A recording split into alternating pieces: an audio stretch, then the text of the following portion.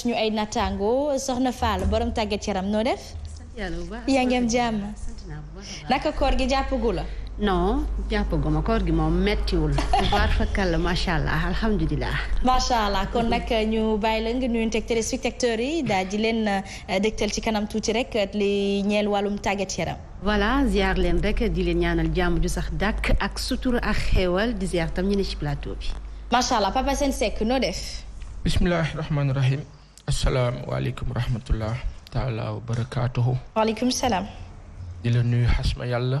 ma di la fay. Germaine Barros Soxna Fall ak Cheikh Konaté ak Christopher MD Mabba madame Bakho yaa Seyda Aïcha tout le monde.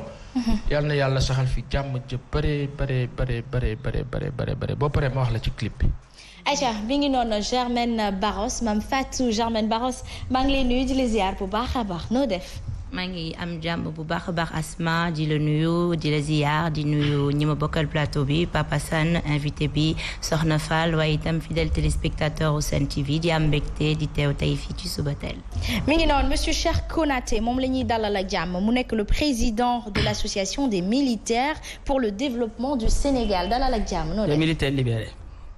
des militaires libérés. du Sénégal. voilà merci déjà. Asma maa ngi lay nuyu di la ziar bu baax di nuyu Papa Sane di nuyu. animatrice su émission yëpp. di nuyu déjà seen téléspectateurs yi. di leen wax déwénati. te quel déwén. mi ngi noonu Aïcha buñ ko dalal ak jàmm dañuy jëlee lii di suñu ab éphéméride waaye nag éphéméride yi am de yónni naa la ay nataal dafa am koo xamante ni ci biir kër gi la nekk tey la bësam faw ñu dikk ci bës bi tamit kon nag ci kanam tuuti lay doon ma fàttali bës bi rek nous sommes aujourd'hui le 28 avril Papa Sane 2021 alors date boobu noonu su ma ko waxee sa xel ci lan lay njëkk dem wala laata lool sax yaa ngi may wax tonto que da ngay ñëw ak man ci clip bi nu mu fa demee noonu. avril 2021. clip bi kii Séné Mali. waaw. xam nga génération bi ñi di ñu seetaan ni actuellement. ñun dañoo bëri ay étudiants ak ay élèves yu ñuy seetaan. ba nit ñoo xam ni ci génération bi xamuñu waykat yu bëri yi te waykat yi ñuy fiy dugal ñuy waykatu démb dañu nekk ñoo xam ni dañu amoon talent lool amoon fii jamono te nekkatuñ fi ñenn ñi. ku mel ni ki way lii Camille Ndiaye bi nga xam ni moom jóge na fi. ñu ñaan yàlla xare ko aljana gën a kawe. nekkoon Séné Mali ak ñoom Babacar Ñaa di yoon rakku Prospère ak ñi sa des. ñooñu ñëpp donc baax na léeg-léeg ñu leen di fàttali. di ko fàttali génération bi pour ñu xam ñan lañu ñan ñoo fi newoon démb. et puis comme on dit xew dafay ànd ak xew yi. loolu mooy àdduna mais duñu leen fàtte parce que c'est des légendes. yoo xam ne jot nañ fi def dara alors tu me parlais de ta date. Justement le 28 avril 2021 dañuy dellu en 2016 Papa Sane Seck ci 2016 boobu la ñu amaloon ouverture officielle au CICAD de Diamniadio par le président Macky Sall de la 103e session de Conseil des ministres. Qui a eu effet dans le sens de toujours nous rappeler que des promesses vont être encore faites ou ont été faites déjà. Mais difficilement on est parvenu à les tenir ces promesses-là de la part de tous les régimes nag yi fi jot a jaar. Et en plus et surtout de la part de régime bi fi nekk actuellement nga xam ne ñoom bëgguñu dañuy wax am na ku ma woo téléphone samedi parce que daanaka fekkoon ma ci fi ma toog rek songu ma xeex moo ko dese woon. tu nous fatigues ñu sonal ak kii arrête ñu sonal ñii li ñuy liggéey da nga ko xam nga xam ci lan la ñuy nekk toog seen rajo ak seen télé yi. sonal nit yi ça veut dire que malheureusement Hasma et malheureusement encore une fois de plus malheureusement vraiment on n'est pas encore sorti on n'est pas au bout du tunnel parce que ci tolluwaay ak ci dégg-dégg ak fi gars yi nekk compréhension bi des na et lii nga rappelé nii en 2016 normalement en 2021 dañu waroon di évaluer li ngay wax ni mais boo delloo ca rencontre ba Hasma yàlla la ñu fa jote woon ca waxtaan boo ñëwaatoon léegi nii mooy nekkaat ndaje bi waraloon conseil présidentiel bu yàggul bi. En tout cas doy na waar 28 avril 2018 la ñuy tàbbi pour la première fois dans l'histoire du notariat sénégalais une femme maître Aïssatou Sow est élue à la tête de la chambre des notaires du Sénégal mu nekkoon une première. C'était bien pour la gente une première une bonne avancée. Pour les femmes ci secteur boobu. mais surtout une bonne avancée dans le sens organisationnel du terme et je pense que ñoom notaires yi ñu ngi gis seen bopp ci nomination boobu su ma juumul notaires yooyu nga xam ni bokk nañ ci ñi yàlla gën a defal barke yàlla na leen jëkk dafa leen cat ñu nekk ñoo xam ne ñu ngi sant borom bi bu baax ndax ñoom ñu bari alal lañu dëgg la ci seen dund. Machallah, ouverture à Dakar en 2019 du symposium Agriculture numérique en Afrique. L'agriculture numérique se définit comme la convergence de l'agriculture et des technologies de l'information pour tout au long de la chaîne de valeur améliorée par la productivité et répondre aux attentes environnementales et sociétales. Papa San. Ci kañ la woon 2018. 2019. Il y a quoi 2 ans. Oui, bientôt. Idée bi baax na de. Il y a 2 ans aujourd'hui même. Hein? Il y a 2 ans aujourd'hui même. Idée bi c'est excellent. Et je pense que àdduna bi léegi mu ngi ci jamonoy mbokku Christopher yi ñu ngi ci internet. mu nekk lu am solo léegi njaayu e-commerce bi sax daanaka moo gën a dox. Njaayu vente en ligne bi et tout mais par rapport au monde agricole le grand problème fii on veut une agriculture intensive. D'accord nekk kuñ ci malheureusement gaa yaa ngi ci ileer yi ba tey ak fas yi beneen bi mooy que ñi nga xam ne ñooy def mbay ci Sénégal xasma yàlla malheureusement amuñu jàng bu leen permettre ñu dund ak le volet numérique bi ñoo wax fi donc yooyu aussi c'est des choses qui comptent après il faut une bonne formation xam nga loolu yëpp dafa war a ànd ak moom malheureusement le projet il peut être macro intéressant mais dans le fond du sore mi ngi noonu fii lañ koy ndar képpee fas yéene tàmbali ak tàggat yaram ci suñu ay programme Soxna Fall moom la ñuy jox lenge bu ko defee nag mu daal di ñu yebbi.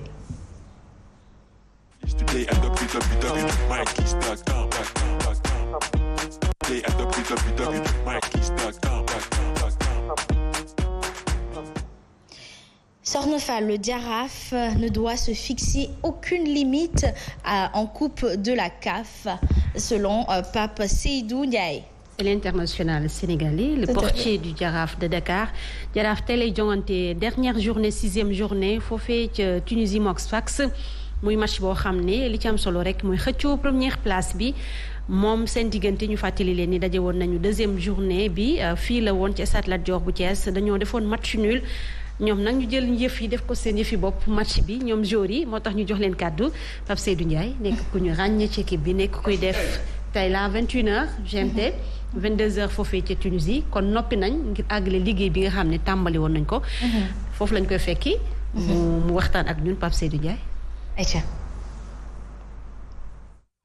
comme il le faut xam nañu aussi match bu important la xam nañu aussi enjeu bi ma posé aussi fi mu ñu mën a yóbbu donc voilà on est concentré le groupe vit bien et actuellement on est prêt pour faire un bon résultat et inchallah terminer premier du groupe c'est inchallah on est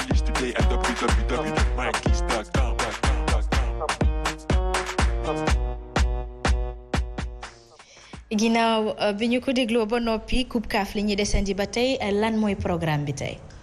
programme mu 6e ak dernière journée Coupe CAF ñu mën ci rek ràññeeku ci li nga xam ne mooy ñu fàttali RS Berkane moom dañ koy éliminer te moo yoroon raay gi waaye tam Étoile du Sahel nekkoon ku ñu ràññee woon ci wàllu wu ni mel jël na ñaari yoon Coupe CAF moom itam éliminé nañ ko Jaraaf de Dakar la bokkaloon pour ak Sfax mi nga xam ne ñoom ñaar ñoo qualifié jëm ci wàllu wi waaye itam am na groupe boo xam ne dafa serré dara leera ko fa mooy groupe A bi ñeenti équipe yi war a xëccoo ñaari place kon tey dinañu ko xaarandi ci diggante rek waa sud-africain yi di Orlando Pirates ak libyen yi ak li Benghazi nigérian yi Enyimba ak algérien yi ES Sétif kon ñoo ci war a rek xëccoo ngir ñu xam ñaar ñi dem ci rek quart de finale Coupe CAF ñu fàttali leen ni le 30 la ñuy amal boobi tirage.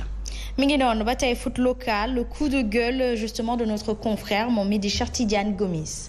xam nga ko kaaskat la moom day kaas rek mais kaas bi weetu ci parce que on a vu des présidents de club tam yu ci kaas dañoo programmé 14e journée championnat national maanaam phase retour yi mu jàpp ni amul régularité mën nañoo fexe jouer wala wàññi li nga xam ne mooy match retard yi naam Tëngéej moom bokkatul ci course bi ko lu jëm ci compétition africaine Jaraaf mi ngi fi mais jàpp na ni amoon nañ temps pour def ko laataa ñuy jël phase retour yi duñ ko nettalil waxam dañ koy teelu moom mu wax li mu xalaat.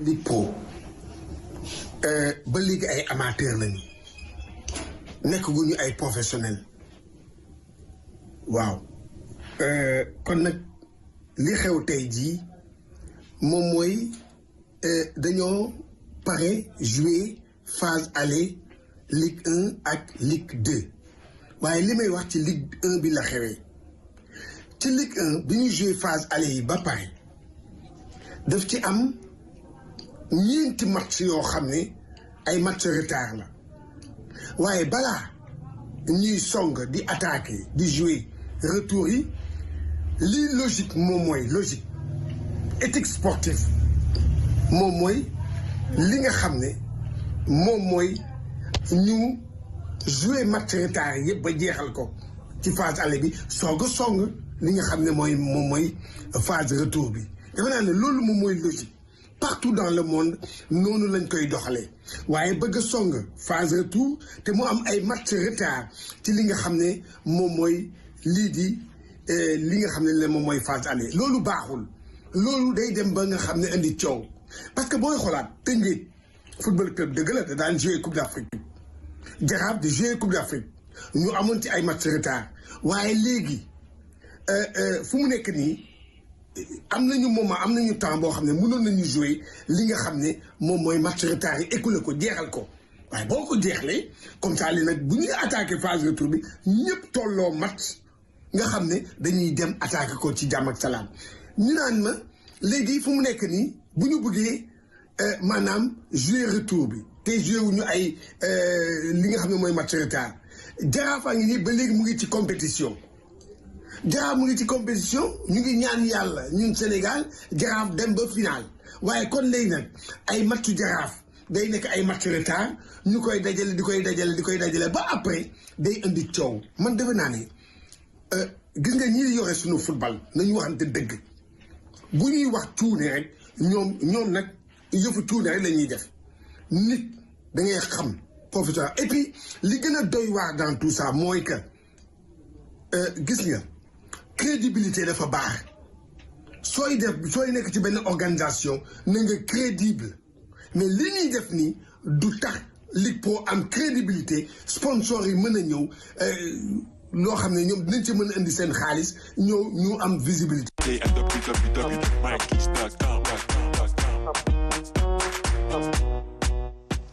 mu mel ni waa plateau bi xaw nañu bokk ak moom xalaat tuuti Soxna Fall li ci mel ni Pape Assane ak gan gi nga xamante ni moom moo di Konaté nee nañu waxkatu dëgg la day jaar ci digg bi te li muy wax le plus souvent da koy teg ci yoon donc ci dëgg lay nekk.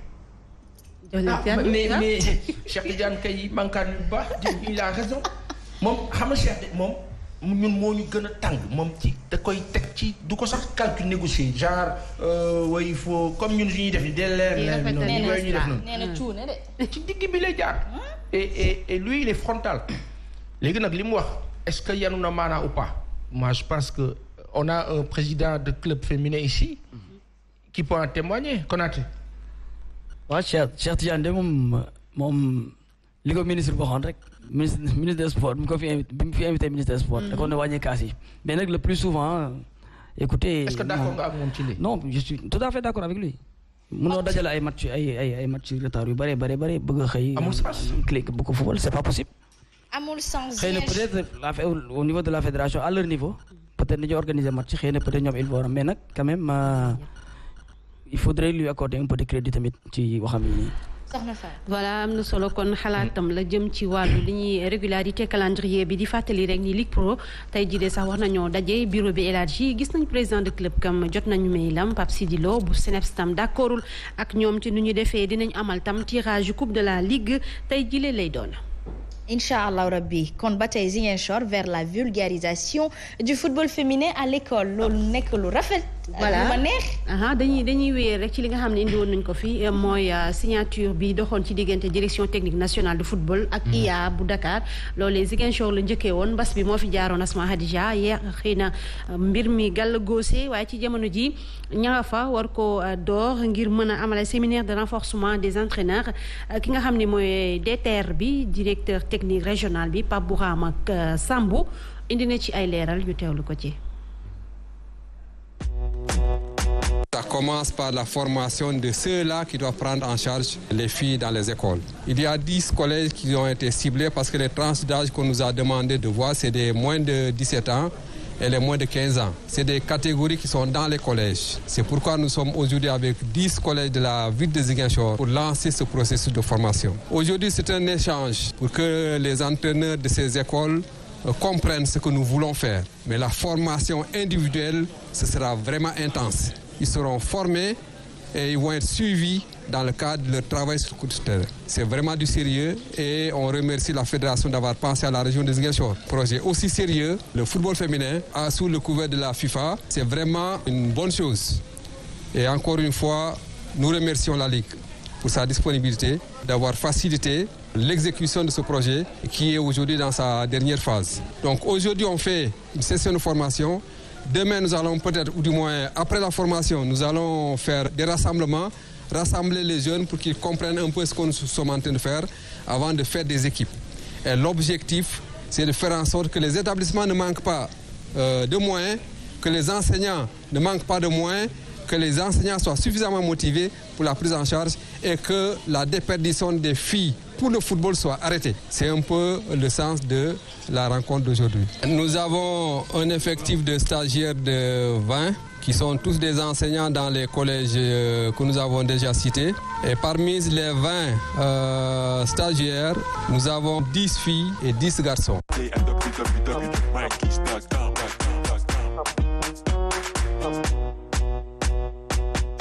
kon ba tey yàlla na wéy ak jàmm ñu tàbbi rek ci Ligue des champions. Real tenu en échec par le Real, choc Paris Saint-Germain contre Man City.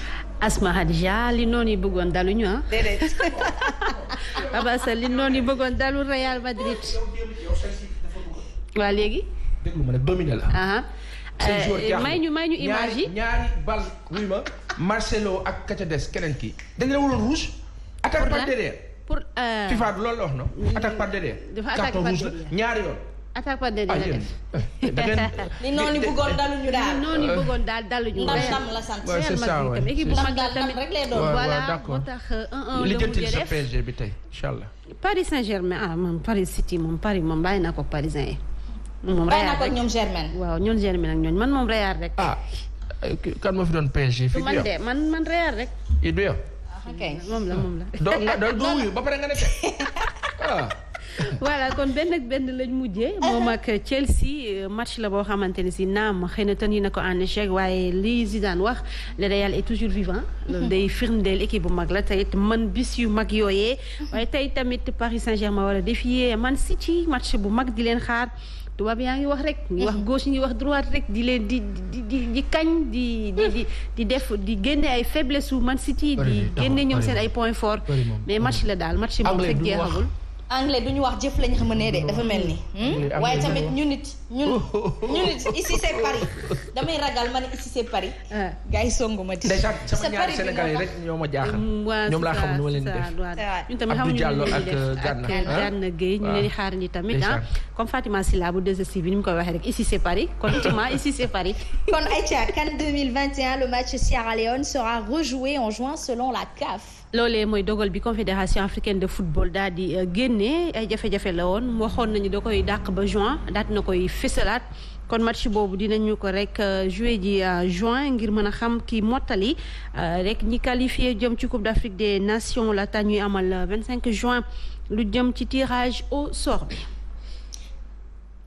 ba tey kon rugby ñu waxtaanee ko et une fois de plus 15 du Sénégal les nouveaux sélectionneurs nommés.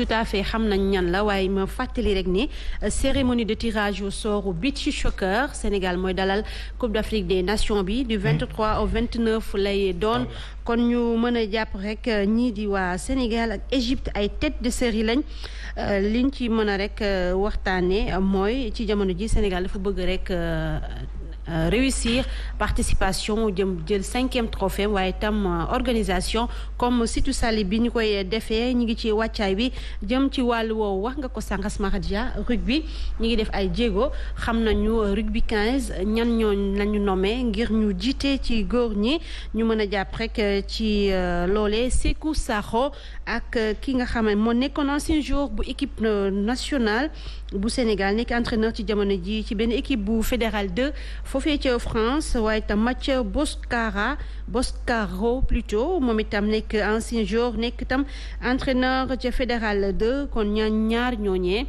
lañu tànn ngir ñu rek jiite lu jëm ci rugby 15 bi ci Sénégal MT lii moo tax ma lay woo MT wan ñu rugby ñu xam ñan lañ nommé seen i ay photo génn seen i nataal voilà lii noonu ñu xam ñi may wax ñan lañ. waaw Mathieu Boscaro moom fu mu bàyyeekoo fii. fii la bàyyeekoo fii ancien international la nekkoon tam ci jamono ji mi ngi ci France nekk entraîneur benn équipe bu fédéral 2 ñaar ñëpp ay anciens internationaux lañ ñoo xam ne xam nañu rugby bu baax a baax jaar ci pratiquer ko ba tey jii ñu nekk ci di tàggat ay ndaw. mi ngi noonu Pape Assane moom rugby féminin bi ko xaw tiital. dama jaaxal na ma de. voilà xaw ma nag nu mu demee. mais comme sport yi rek. taekwondo judo surtout judo jigéen dañ koy def. je sens plus jigéen bu judo karaté. mais judo da ngay am bras de. oui mais plus que rugby moom. bëkkante. non moom mbëkkante bëm xam nga Assane dafa dooj. mais bu ko naan bëm. mais bi ñu amee Fatou expliqué nañu comment ça se passe du violent parce que su violent yi am na des sanctions. soxna Fall lii violent. non rugby. non violent wul mbëkkante wuñu pour gaañante. waaw. mais day jël nga gis nekk bu naan bëm nga daanu fële. mais defuñu ko pour gaañante. keroog gis naa ci benn tubaab bu xam ba ñu foog ni dafa dee. te waa ji dañu da contact lañ doon def épaule ndeke bopp yi daje nañu. mais est-ce que tamit comme li nga doon wax keroog du profil yi du ku ci nekk li ngay joué. waaye c'est ça. voilà am ay avant-centre am ñu ne ci ligne bi et tout. am koo xam ni mooy àggale essai bi pour daw bi pilule bi jàllul. pilule bi jàllul kon fa Assane nee na pilule am jàllul waaye jigéen yi def rugby. yaakaar naa ni war nañ ciy gën a di gis seen bopp incha allah le sport au féminin. il est temps de leur faire de la place à ces femmes qui y croient et dañoo bëri jom. championnat d'Afrique de taekwondo mi tantôt nga waxtaanee le comité d'organisation s'attend à une participation forte et de qualité.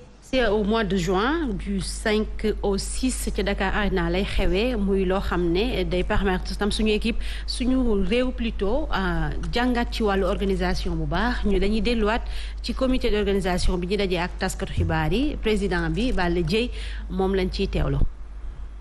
Le taekwondo africain sera à Dakar pour les 12e championnats d'Afrique de taekwondo après 20 ans. Nous attendons plus de 54 pays qui vont venir ici au Sénégal. Cette compétition, c'est un G4 qui a 40 points pour les athlètes qui vont compétir pour les Jeux Olympiques de Tokyo. Ce qui veut dire Dakar sera le hub du sport dans le domaine du taekwondo. Ces 40 points vont jouer un rôle très important pour le classement de ces athlètes en vue de ces Jeux Olympiques, parce que ça va leur permettre d'être bien classés dans cette compétition qui est les Jeux Olympiques de Tokyo.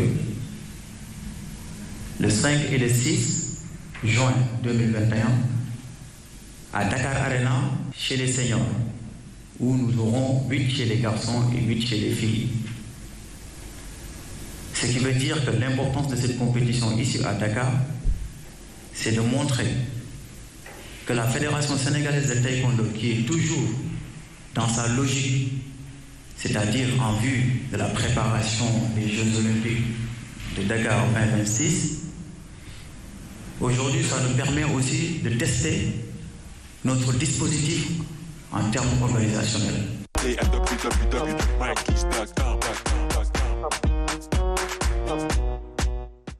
Aïcha mi ngi noonu soxna Fall ñu di ko gërëm waaye li kàddu yi mu wax tamit am na solo bu baax a baax. am na solo bu baax a baax dikkaat na ci wàllu wàccaay gi wàllu ñoom participation bi kon test lay doon tam ndax Sénégal xam nga ni mooy dalal Jeux olympiques de la jeunesse 2026 yàgg na yàggul looy xaar rek fekk na romb na la kon léegi lañ ci si mettre pour bien le préparer waaye itam fexe ba am du temps bu yegsee ngir ñu dalal ñi nga xam ne ñoo participer ci wàllu Asma Khadija. justement en tout cas di la jaajëfal bu baax a baax ci xibaaru tàggat yaram gi lee mat na sëkk fees na dell waaw Kumba kon. jaajëf. kan moo jaaxee benn de couture comme d'hab rek sama jeeg ba tuuti chéri lampe. nga ne ma mooy def fii ak yeneen. nga ne ma macha allah sajjil na la won na ni koor gi mëneewu la mënu la du dëgg. dëgg la. tey soxna mu taas wala mu bañ a taas. am na kilifa yu bëri yu koy bëgge. yu koy bëgge bu baax a baax kilifa yi nit ñi. dañoo bëgg seen cosaan. dëgg la. te boo safee seen cosaan dañ lay bëgg. nii loolu la ni Asma Khadija di làkk ak tubaab ak kenn xamul yooyu noonu taxul sénégalaise bon teint Aïcha bon teint sénégalaise moom la ñuy souhaiter aussi happy birthday di Astar Diatta madame Bakhoum moom mi nga xamante ni daf ñuy maquiller ci biir kër gi bu baax sama xarit ñëpp waaye man moom sama typo la nekk nit ku baax kanam yi bu yàndee bés bu ne rek suba su ne rek xamal ne ni jëm ji la ni mu taaroo noonu la xol bi rafetee wax ci sa nit nag dafay du jafe ndaxte nag bëgg rek bu waree law rek boo ko fas yéene waxtaanee rek sa xol bi mooy njëkk a dem te lu jógee ci xol tàbbi ci xol la gentille la douce tey dal ndànk wax ndànk dox ndànk te nangu tubaar fakal la macha allah yàlla na ko yàlla dafal cat allahumma yàlla bu ko jéggi këram te muy dëgg dëgg neexul waaw am jàmm salaam Pape Assane sa xarita ngi tey la bësam kii di alimaharita bopp asta madame Diatta madame Bakhoum waaw yàlla na yàlla sàmm ko mu dund ba ay sotaatam ci kaw wér donkaasi gi jaboot ga barkeel barke salaat fatiha ak alxuraan ak Seydina Muhammad sallallahu alayhi wa sallam njaboot gi màgg doon ay kilifa yoo xam ne dañuy koy teral mook borom këram kenn lenn bañ leen jaxase Aïcha mi ngi noonu madame Lamine Bakhoum maa ngi lay ñaanal yàlla rek Mame Baye Niass bàyyi la ak sa borom kër sàmm leen aar leen muccal leen may leen muccule happy birthday to you happy birthday to you happy birthday happy birthday happy birthday to you gâteau bi na am chocolat gâteau bi na am chocolat gâteau bi na am chocolat tey ci ngoon gâteau bi na am chocolat.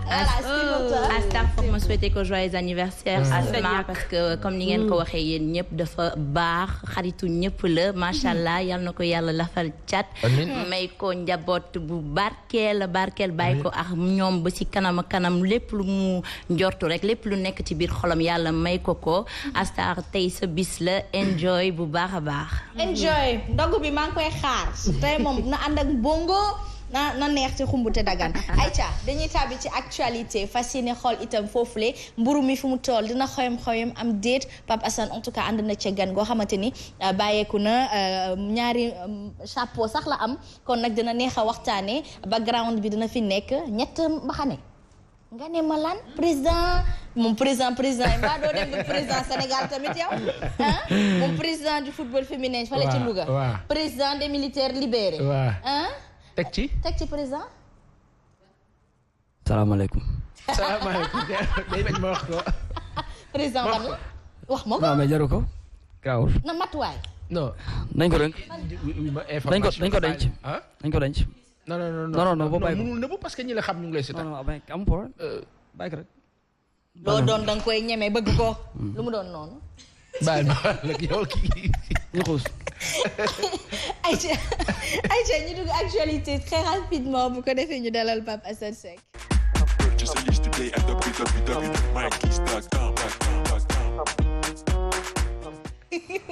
kon maanaam daal ca fin ba annoncé naa leen ko nag na leen wax ca fin ba lu mu doon ñetteelu mbaxane gi nga xamante ni président lañ ko ci woowee. ça va beaucoup te surprendre. Ah oui.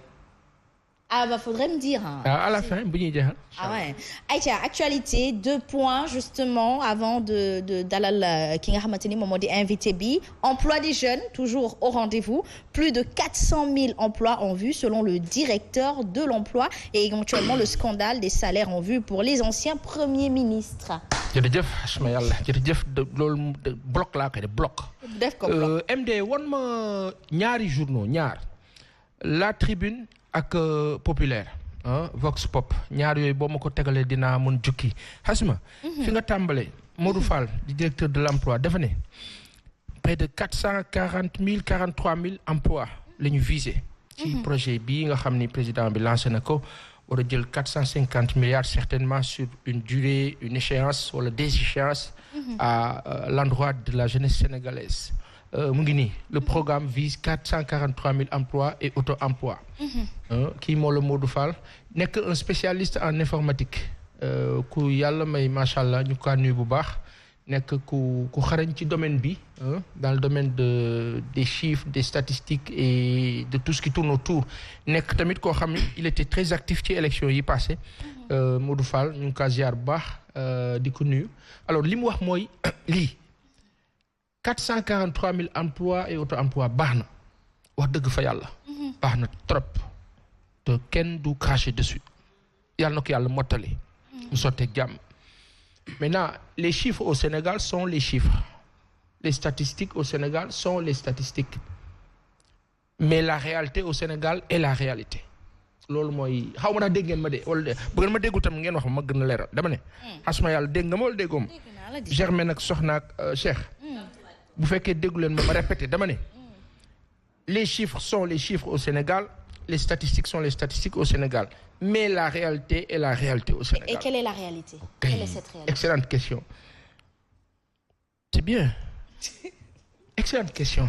La réalité mooy ñun ñëpp lu ñuy dund jeunesse sénégalaise dañoo sonn dañoo tay dañoo damm lot mënatuñu ñu ne mbéppe alt ñu ne bu ñu kenn nax nañ ñu wax dëgg Modou Fall ne lii la ñuy viser fii la ñu jëm te ci loolu la ñuy liggéey léegi nag les chiffres c'est des estimations qu'elles soient précises ou pas en tout cas c'est calculé libellé on dit voilà ce qu'on veut faire mais 16 millions d'habitants ñi ci ëpp nekk ay jeunes donc 443 000 emplois et auto-emploi xëy na dina baax waaye dina yées lool par rapport ak ñi soxla du dëgg benn tànk la waaye ñun dañ jàpp ni 450 milliards bu ko état bi jëlee def ko ci ndaw ñi nii am nañ yaakaar ne wax dëgg yàlla war naa mën a jëriñ léegi le problème mooy ci nan fan ko nar a aawale ak ci ban anam la war a tëddee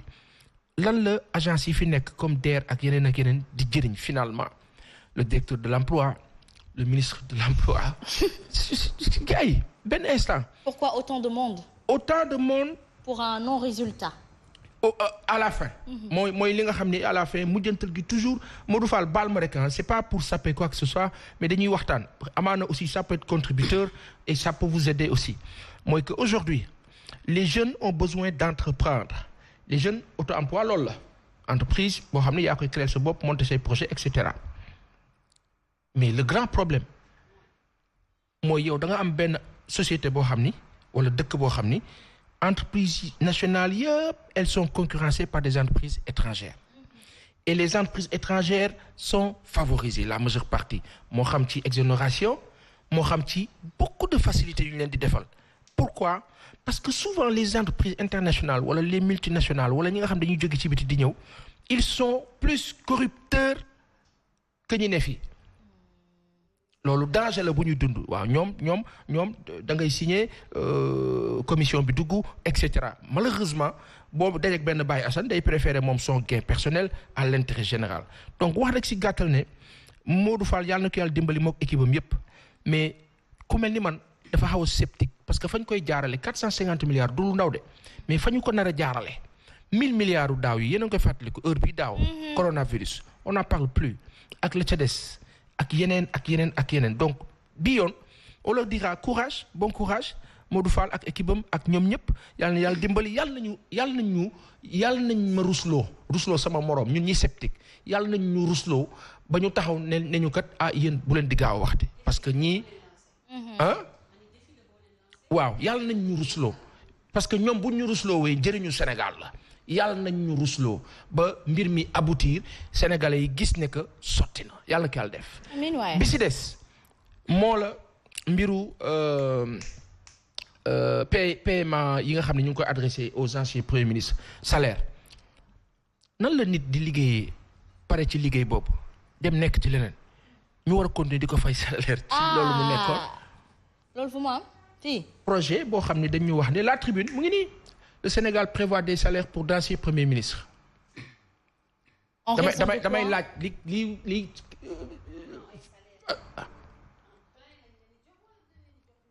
salaire kay salaire la le Sénégal prévoit des salaires pour d'anciens premiers ministres. salaire kay moom a jaaxal. il faut que ñëpp dem jëndi la tribune pour comprendre. dëgg neex. ah oui. waa léegi jar naa lire. 100 francs lay jar léegi. donc léegi soxna Fall. ma laaj leen yéen ku si nekk ci yéen. waaw. yow boo nekkatul Sen TV day continuer di la fay. lu may fay damaa liggéey. boo jógee fii dem beneen télé beneen dëkk wala beneen nekk ci leneen. day continuer di la fay. waaw Sénégal ñun. parce que moment bi ngeen di nekk premier ministre. yéen ñëpp ku si nekk defal nañ la faveur yu ne. doo fay courant doo fay ndox maanaam jox nañ la lépp léegi nga pare ñu ne noonu dañuy continuer di la fay. yow léegi yaa ngi ci leneen je donne l'exemple de Mamadou Lamine Loum. sunu papa boobu ñu ngi kaa ziar bu baax. te ndeysaan dinañ ko tudd mais ñu ngi koy tooñ sax parce que moom mu ngi dans son coin mu ngi ci leneen. il est président du conseil d'administration de BICIS par exemple. Président Macky Sall. ancien premier ministre la. kon dafa war a fayeeku moom. mais fayeeku bi fan lañ ko. Idrissa Seck ancien premier ministre la. dafa war a fayeeku tamit. damay laaj ah. Moustapha Niasse sunu papa bi ancien premier ministre la. léegi Sénégal est-ce que ñun dëgg ñu liggéeyu jàmbur. wala ñu tooñ waliw. wala est-ce que ñun defuñu lu bon lu ñu yàlla di fayee. est-ce que amul dara lu bon lu ñu def. dara est-ce que vous comprenez un peu. fi dëkk bi toll. gaañi ñuy wax ne non ancien premier ministre yi dañ leen war a fay. jabaru ambassadeurs yi ñu ngi leen di fay. 500 000 francs par mois comme explication. parce que j'ai pas encore lu la tribune. lu ñu joxe comme explication loo xamante ne si argument yi mën nañ ko teg ci wala mën nañ ko dégtal. soxna Fall nit ñi seetaan. soxna Fall li amul argument. amul explication. warul mën a premier ministre au Sénégal. wàcc nga liggéey mais yow xam nga luy premier ministre liggéeyul moo waroo fayoo. waaw. bu xas ba wàcc ba pare. léegi ñoom lu tax bu enseignants yi grévé ministre bi génn menacé ne ku liggéeyul ñu dagg la. léegi ñoom c'est-à-dire que dafa am loo xam ni tey Sénégal faw ñu wax ko dañu kaa wax nag lu mu am jël xam nga moo la lan léeg-léeg daa mel ni dafa am benn groupe daal benn bande de personnes boo xam ni ñoom 60 ans maintenant ñooy réguler ñooy organiser ñooy structurer ñoom ni ñu ko bëggee noonu lay tëddee. mooy ñan. sunu papa yi fi nekk 60 ba léegi rek ñoom nu ñu ko bëggee noonu la affaire bi di tëddee te ñun bu ñu waxee ñu ne benn amu leen xam-xam ñu ne d'accord. ñaar xamu leen comment ça fonctionne ñu ne d'accord. ñett bàyyi leen di gaawtu ñu ne d'accord. ñeent di leen gëstu ñu ne d'accord mais juróom ñun benn lañ leen di jox ci ñeent yooyu benn rek leen di jox dañ leen naan waa yoon la wala du yoon mais du yoon.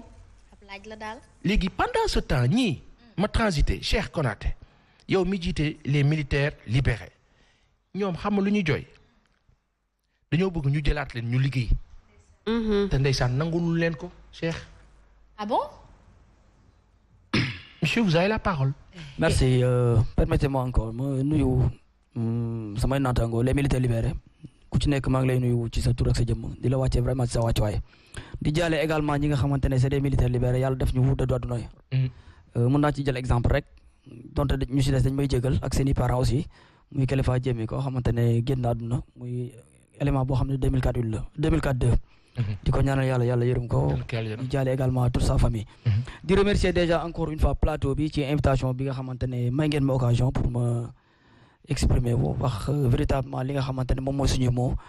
comme d'habitude comme toujours parce que quand on est élu c'est pour défendre une cause et défendre cause bi nag on essaie tant bien que mal défendre ko dans le plus grand respect ak dans la plus grande dignité aussi. Sans autant pouvoir nag vexer qui que ce soit mais nag que tout se passe dans les règles de l'art. Bon l'association des militaires libérés comme ni ma la ko waxee rek c'est créé depuis 2008 récépissé bi ñu ngi ko de 2016 donc suñu existence état du Sénégal xam na ko alors président moom comme que am na volonté boo wax ne dafay créer emploi ci création emploi yooyu ñu ngi dégg formation ñu ngi dégg nañ ci tàggat également mais ñi nga xamante ne dañ la tàggat ba pare formé nañ la pare ñooñu après naka la ñuy def ak ñooñu parce que un militaire libéré c'est quelqu'un de fin prêt yàgg naa ko wax te damay continuer di ko wax aussi koo xamante ne def na 2 ans quelques mois avant sa durée légale am na benn formation bu ñuy wax formation de qualification d'emploi moom am na qualification kii peintre la kii maçon la kii menuisier la kii soudeur métallique la kii chauffeur la extra waaye ñun nan la ñuy def ak ñun. moom la ñuy laaj. c'est la grande question. nan la ñuy def ak ñun. dañ leen a fàtte actuellement wala. fàtte nañu fàttewuñu parce que xam nga nit xam nga dañ naan balaa ngaa ne naam da nga fay ne. ñun dem nee nañ ba pare bu ñu fekkee dañoo bëgg a boole ci loo jeune bu ñu waxee jeunesse rek dugal ñu si rek kon dama naa dañoo fàtte parce que ñun dañoo waroon personnaliser ñun dañoo pare ñi nga xamante ne dañoo pare je pense que ñoom dañ leen a waroon na ñooñu. est-ce que Modou Fall du leen boole ci 443 000 employés mën na nekk ah. ñu pare ba pare moo gën a yomb de. est-ce que yàqamtiwu leen tuuti. xam nga précipitation moom c'est vrai que ça mène à l'échec yàqamti amu fi parce que koo xamante ne depuis sa libération ba léegi mu ngi taaba di wut lu mu def kooku yaakaar na yàqamti bu doon yàqamti dong tax muy. amul benn yëngatu ci seen wàll. non dama jàpp ne dafa des ci lu bari c'est vrai que nag on ne fustige pas nous on n'est pas dans di sànni xeer wala di xas ak affaire man je ne suis pas dans ces choses là. affaire yi moom li ñuy wax rek lu xaq wala kaara mun ran. man je ne suis pas dans des détails nekk fii di man damay xas ak ma Samba wala ma Demba. xasuma kenn et puis aw ma sax temps boobu d'ailleurs. mais li ma amal importance mooy. l'État du Sénégal.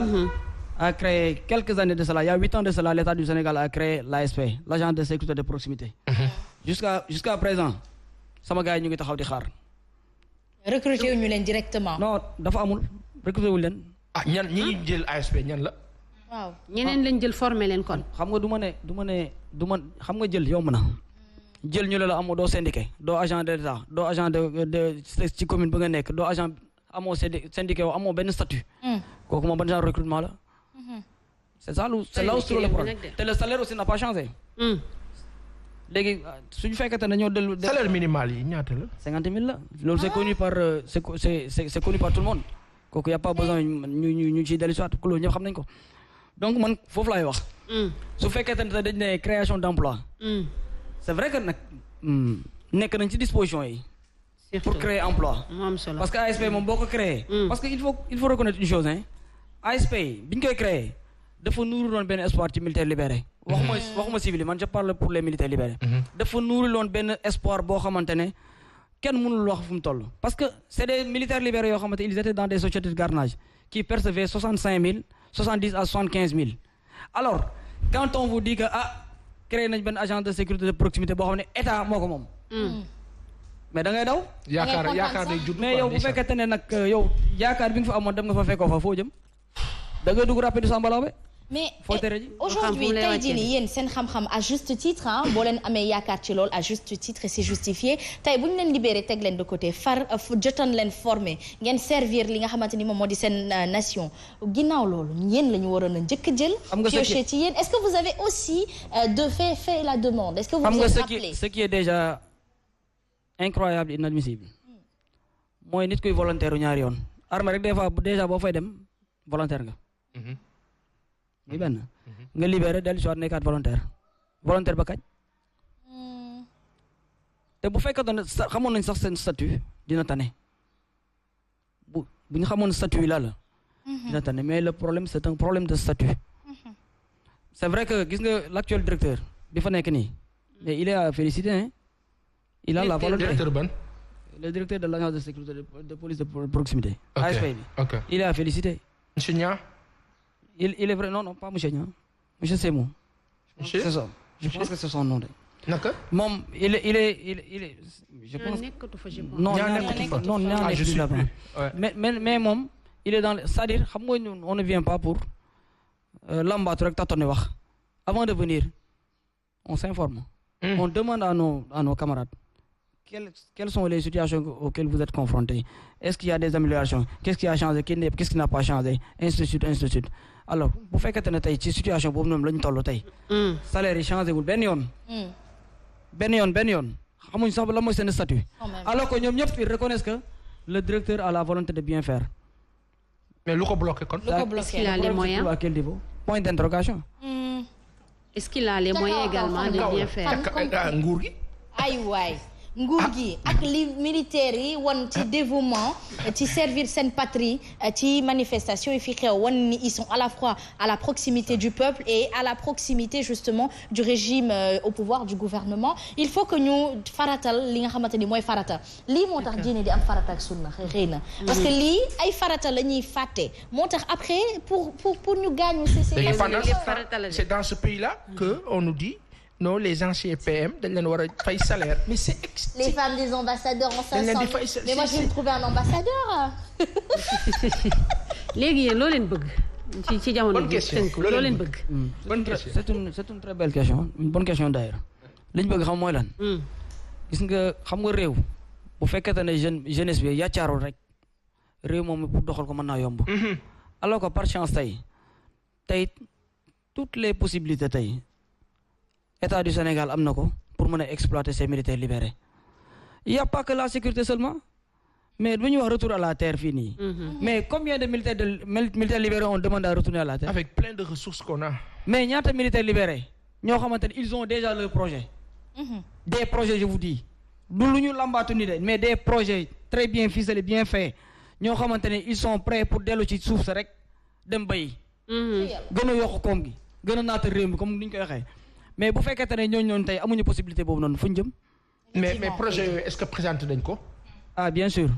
xam nga dama fi dem ci benn xam nga dama dem ci benn bërëb fii may ma tuuti nga paasan. waaw dama dem ci bërëb benn télévision de la place ma ne maa ngi féliciter le directeur de la DER di ko encourager mu ne ma lu mu lay defaral.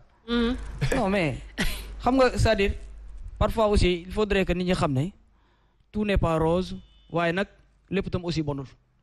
moom bu fekkente ne am na ñu mu defarul am na ñoo xam ne mi ngi leen defaral am na ñoo xam ne bu fekkente ne gisuñ ci seen bopp am na ñoo xam ne ñu ngi ci gis seen bopp xëy na peut-être am na ci ñenn ñoo xamante ne ñu ngi ci bon au sein de l'association xëy na peut-être am na ñoo xamante ne ñu ngi leen di accompagner moom le directeur de la DER peut-être mi ngi accompagner ñu sans autant pouvoir nit ñi xam ko.